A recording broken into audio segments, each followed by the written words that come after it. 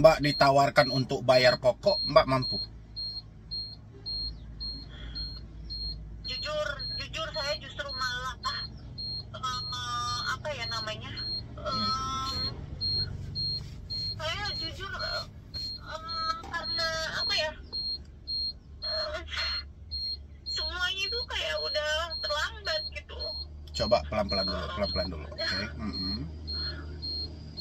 Udah terlambat. Misalnya kalau sekarang penghasilan saya bisa untuk mencicil, saya udah info ke Kredivonya. Ini kan hal-hal seperti ini kan sudah menjadi tanggung jawab dari Otoritas Jasa Keuangan dan AFVI. Kamu sudah pernah mencoba melaporkan ke OJK atau AFVI? Sudah. Apa tanggapan mereka? Cuma by email dan responnya hanya sedang ditanggung. Iya. Oke. Ini kayak jadi agak kurang ini ya. Sebetulnya ini tuh apa namanya, saya itu terjebaknya itu pada saat pandemi ya. Oke. Pandemi karena kerjaan saya itu kan pariwisata, travel umroh. Jadi kan saya cuman dikasih jatah masuk itu 2 minggu. Jadi gaji proporsional. Akhirnya saya memang udah pakai Kredivo awalnya, tapi ternyata nggak cukup untuk tagihan. Saya masih ada cicilan ke bank, terus juga saya baru melahirkan anak kedua. Jadi benar-benar dari situ saya mulai ambil pinjaman online dari Kredivo dulu. Awalnya Kredivo dulu untuk bisa ketutup saya pinjam ke orang-orang gitu, nggak ke aplikasi sebetulnya. Tapi tetap nggak cukup, akhirnya makin banyak pinjolnya. Tapi kebanyakan memang saya juga agak hati-hati ya, karena waktu itu juga teman saya juga ada yang kena yang ilegal, dia sebar data.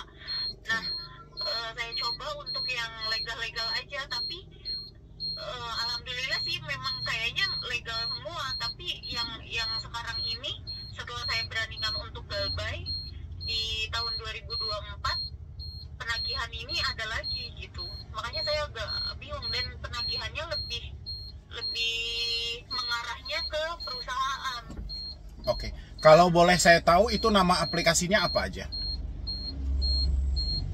Dari aplikasi yang legal yang saya galbay itu ada Aku Laku, tapi nominalnya nggak sampai 2 juta. Ada Shopee Paylater sama Shopee Pinjam, tapi nggak semuanya di bawah 10 juta.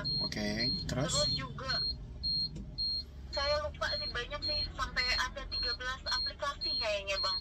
Karena memang ya gitu terus muter, karena kan setiap bulan itu saya hitung manual uang yang harus saya dapatkan itu bisa 10 juta. Itu tuh lebih dari penghasilan saya setiap bulan, karena kan saya yang kerja ya.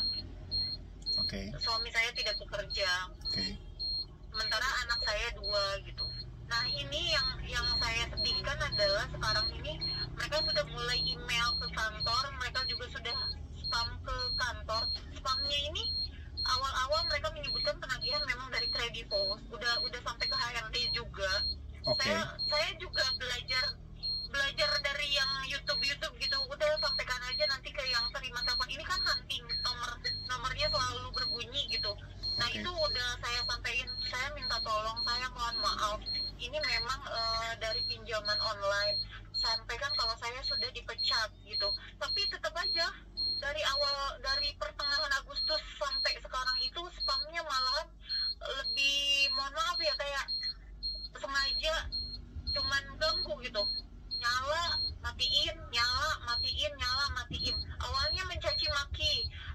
Sampai teman saya bilang, ini kamu gimana supaya kamu ini nggak diselesaikan saja. Ada chat teman-teman saya ke saya supaya saya menyelesaikan apa yang mau diselesaikan. Saya juga bingung gitu. Maksudnya uang nggak ada untuk menyelesaikan. Saya minta keringanan. Misalnya kalau sekarang penghasilan saya bisa untuk mencicil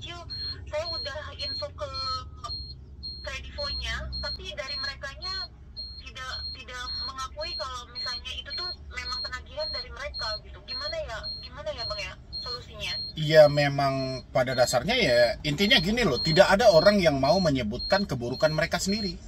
Sebenarnya ini kan hal-hal seperti ini kan sudah menjadi tanggung jawab dari Otoritas Jasa Keuangan dan AFVI. Kamu sudah pernah mencoba melaporkan ke OJK atau AFVI? Sudah.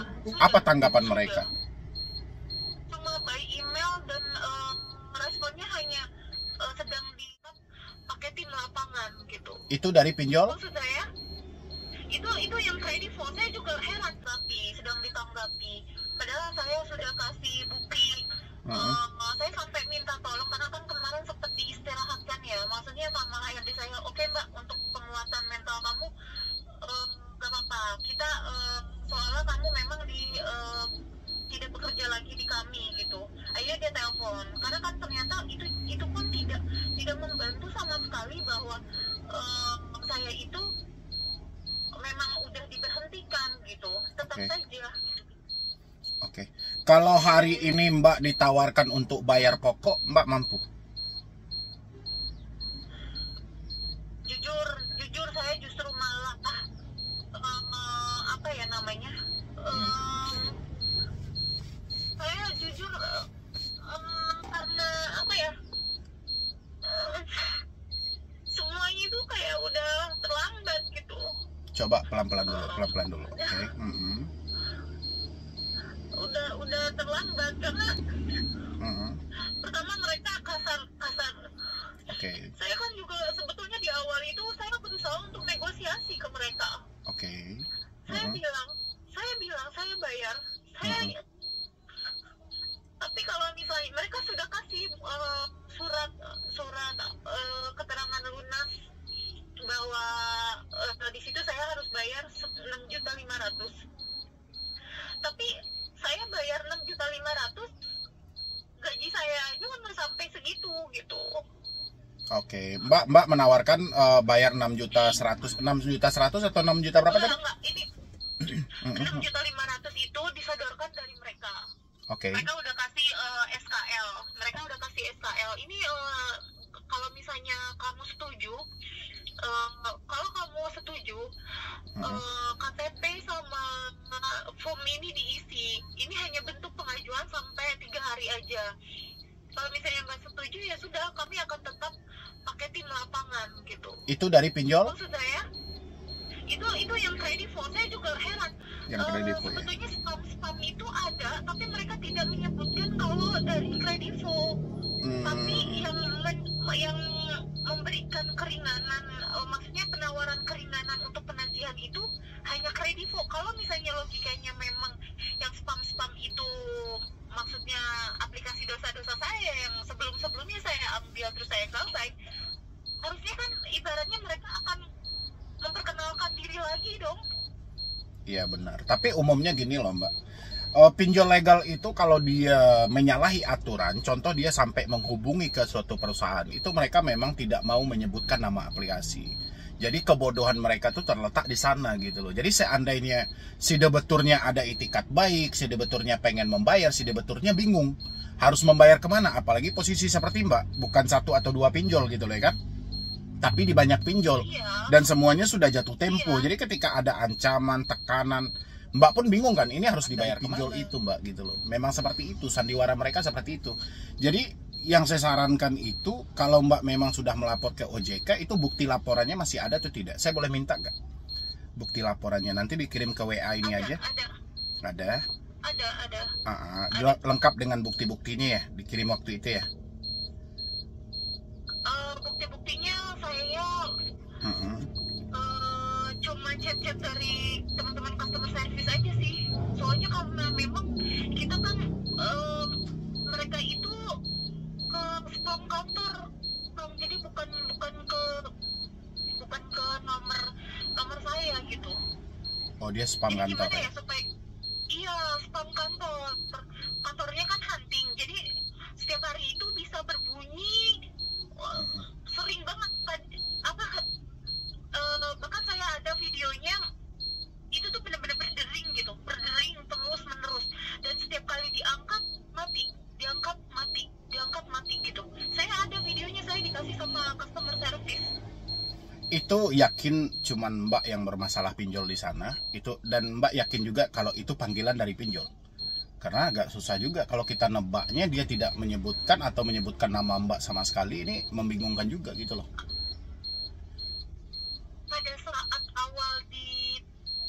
Pada saat awal diangkat itu disampaikan panggilin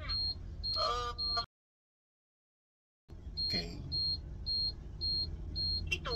Jadi pada saat diangkat pertamanya dia telepon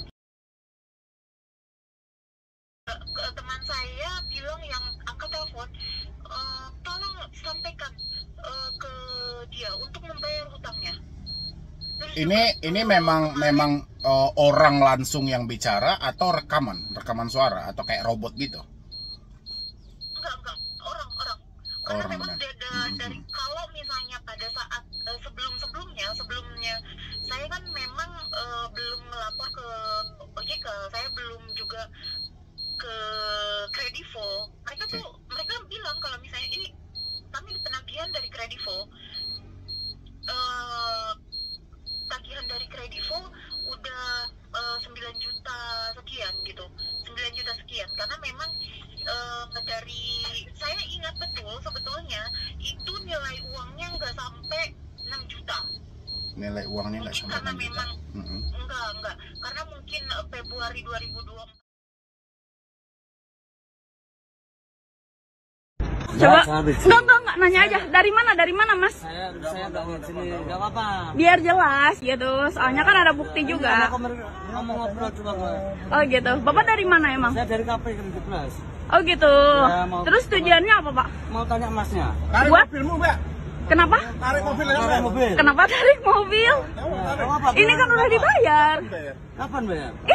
Setiap bulan kita dibayar loh. Bayar hari ini loh. Nah, oke, kita main polisi aja, oke? Yuk, ayo kita ke kantor polisi, oke? Ya. Oke, Bapak. Oke, ayo kita ke kantor polisi yuk. Yuk. Iya, enggak apa-apa. Anjir lah, Fok. Masa iya polisi kayak gini sama leasing, Cok? Liatin. Ini polisi sama leasing. Polisi sama leasing.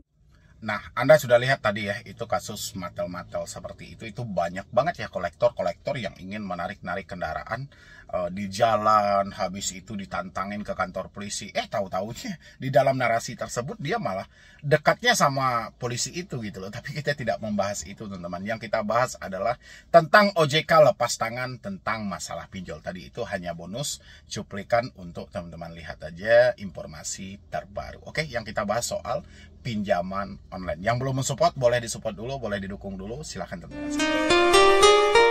Ancaman keras dari pinjol legal seakan terus bergulir sampai detik ini. Bahkan kita perhatikan seolah-olah OJK sudah lepas tangan dalam perkara yang seperti ini, teman-teman semuanya. Yang mana kita lihat tidak ada satupun tindakan nyata atau tindakan jelas yang dilakukan oleh otoritas jasa keuangan terhadap pinjol-pinjol yang selalu menggunakan nada ancaman. Padahal OJK selalu mengatur bagaimana tentang mekanisme penagihan supaya lebih jelas dan tidak menggunakan ancaman, tidak boleh mempergunakan yang sifatnya mempermalukan, tapi fakta yang terjadi banyak masyarakat yang selalu diancam, diintimidasi, ditakut-takuti. Apa yang bisa dilakukan OJK? Selain OJK hanya lempar-lempar bola, OJK juga selalu melakukan himbauan-himbauan untuk selalu membayar pinjol-pinjol tersebut. Problemnya bukan soal bayar pinjol gitu loh. Tapi problemnya adalah ancaman yang tidak pernah berhenti sampai detik ini. Ini yang menjadi kendala berat. Harapan saya teman-teman semuanya, dengan adanya dana 200 triliun yang sudah dimasukkan oleh Menteri Keuangan kita kepada bank-bank konvensional, ada 5 bank yang sudah menerima dana tersebut. Kalau bisa dana itu segera dikucurkan ke masyarakat.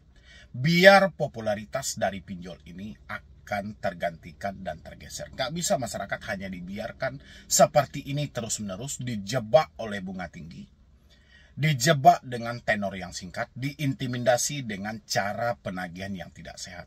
Kalau Menteri Keuangan hanya mengandalkan otoritas jasa keuangan untuk lebih menertibkan pinjaman online, seperti yang saya sampaikan tadi, OJK sudah lepas tangan. Bahkan masyarakat hanya sibuk mencari solusi masing-masing, di mana yang paling tepat dan di mana yang paling pas gitu. Cuman itu yang bisa dilakukan oleh masyarakat sampai detik ini. Mereka tidak tahu lagi harus mengarah kemana. Berulang kali mereka melaporkan tentang kejahatan ini kepada otoritas jasa keuangan, tapi seakan-akan OJK hanya membiarkan hal itu terjadi. OJK tidak peduli sama sekali, bahkan tak jarang OJK tidak mempercayai laporan yang disampaikan oleh masyarakat tersebut. OJK hanya menganggap masyarakat ini tidak tahu diri, tidak mau bayar pinjol. Atau seperti berita-berita yang sudah-sudah, OJK hanya menyampaikan banyak masyarakat RI tidak tahu diri, meminjam di banyak pinjol tapi tidak mau bayar. Orang ini bukan tidak mau bayar, tapi tidak mampu lagi membayar, bukan tidak mau. Ini harus berbeda gitu loh. Tapi yang disampaikan OJK selalu saja dengan kata tidak mau bayar. Kalau mereka tidak mau bayar, mungkin mereka tidak akan gali lubang tutup lubang. Kalau mereka tidak ada itikat baik untuk menyelesaikan ini, mungkin mereka tidak perlu menjual aset-aset yang ada. Tapi kenyataannya, aset mereka sudah habis, hutang mereka makin menumpuk. Ya, apa yang bisa dilakukan oleh masyarakat? Yang bisa dilakukan masyarakat hanyalah mengambil keputusan yang paling tepat untuk mereka berhenti membayar. Apa yang dilakukan OJK? OJK hanya menghitung tingkat gagal bayar pinjol meningkat. Bukan malah diperbaiki, bukan malah dicarikan solusi yang tepat, tapi malah hitung-hitungan. Tingkat gagal bayar itu meningkat bukan tanpa sebab. Mereka yang menyatakan gagal bayar, mereka yang menyatakan tidak mampu bayar, itu mereka-mereka yang benar-benar sudah tidak sanggup lagi. Mereka-mereka yang sudah dimiskinkan. Mereka-mereka yang sudah tidak punya harta lagi, sehingga mereka tidak bisa lagi melanjutkan pembayaran di aplikasi tersebut. Kan itu tugas OJK, mencari solusi yang tepat. Kenapa banyak pinjol menyodorkan pinjaman? Kenapa banyak masyarakat menyatakan tidak mampu? Ada apa sebenarnya? Kenapa masyarakat hanya mampu meminjam, tidak mampu membalikkan? Tapi OJK harus tinjau ulang. Masa pinjaman 3 juta harus dibalikan 7 juta? Ya, ini pinjol legal. Kita berbicara pinjol legal. Jangan OJK selalu mengkambing hitamkan pinjol ilegal. Ya, kalau selalu mengkambing hitamkan pinjol ilegal, apa gunanya pemblokiran yang telah dilakukan selama ini? Apa gunanya pembentukan Satgas Waspada Investasi yang sekarang berganti nama menjadi Satgas Pasti? Apa gunanya OJK mengumumkan Satgas Pasti telah memblokir sekian puluh ribu pinjol ilegal? Kalau pada dasarnya masalah tentang pinjol legal aja, ilegal masih dikambing hitamkan. Ya, OJK tinggal angkat tangan kok. OJK tinggal angkat bendera putih. Kalau memang tidak mampu lagi mengkaper urusan pinjaman online, limpahkan kepada lembaga lain. Sampaikan kepada pemerintah. Ya, jangan siksa rakyat seperti ini. Mereka sudah capek. Ya, yang saya perhatikan sampai detik ini, semua orang yang mengalami telat bayar di pinjol sudah menyerah dan sudah menyatakan saya tidak mampu bayar lagi. Saya sudah tidak sanggup bayar lagi. Itu yang terjadi.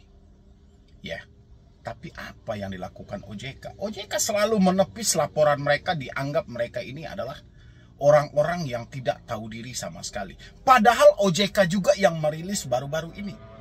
Ya, angka peminjam pay later meningkat. Kalau angka peminjam pay later meningkat, ekonomi tidak sehat-sehat saja.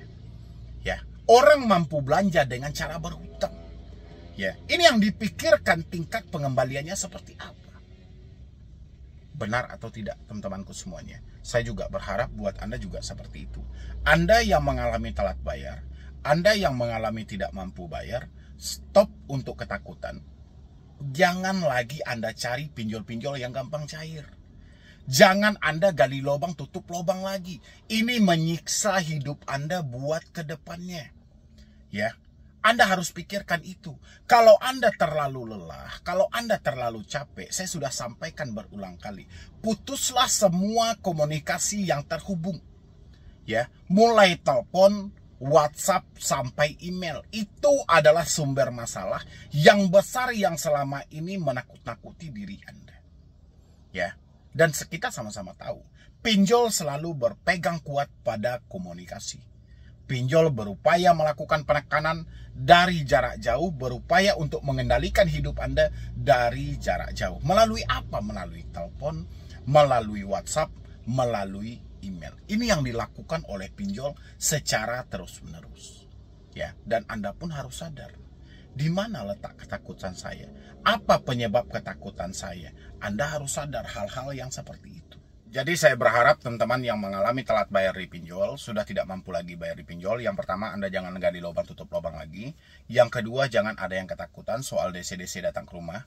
Yang ketiga, kalau Anda menemukan penyebaran-penyebaran data, mereka menghubungi di luar kontak darurat dan segala macam, Anda harus catat nama aplikasinya, dan nanti kita ambil kesimpulan untuk berhenti membayar. Kalau mereka mencoba memperluas data Anda ini sampai ke media sosial dan segala macam, selagi media sosial Anda masih bisa disetting, silahkan disetting di privasi aja, biar lebih aman juga. Dan habis itu teman-teman, kalau ada debt collector yang mengunjungi kantor-kantor Anda, misalnya, tapi itu tidak ada kesepakatan sebelumnya dengan diri Anda, saya berharap tolong usir mereka dari tempat kerja Anda, dan jangan lupa juga untuk didokumentasikan. Ya, yang paling terpenting adalah Anda harus memutus semua komunikasi yang terhubung. Oke teman-teman semuanya, mungkin dari saya cuma itu aja. Kita berharap video ini bisa sampai kepada otoritas jasa keuangan ataupun petinggi-petinggi di negara kita, biar semua mata mereka terbuka. Selain mereka memperbaiki ekonomi saat ini, masalah pinjol jangan dianggap sepele, apalagi pay later yang meningkat pesat per hari ini. Ya, jadi sekian dulu dari saya, Medi Broni. Wassalam.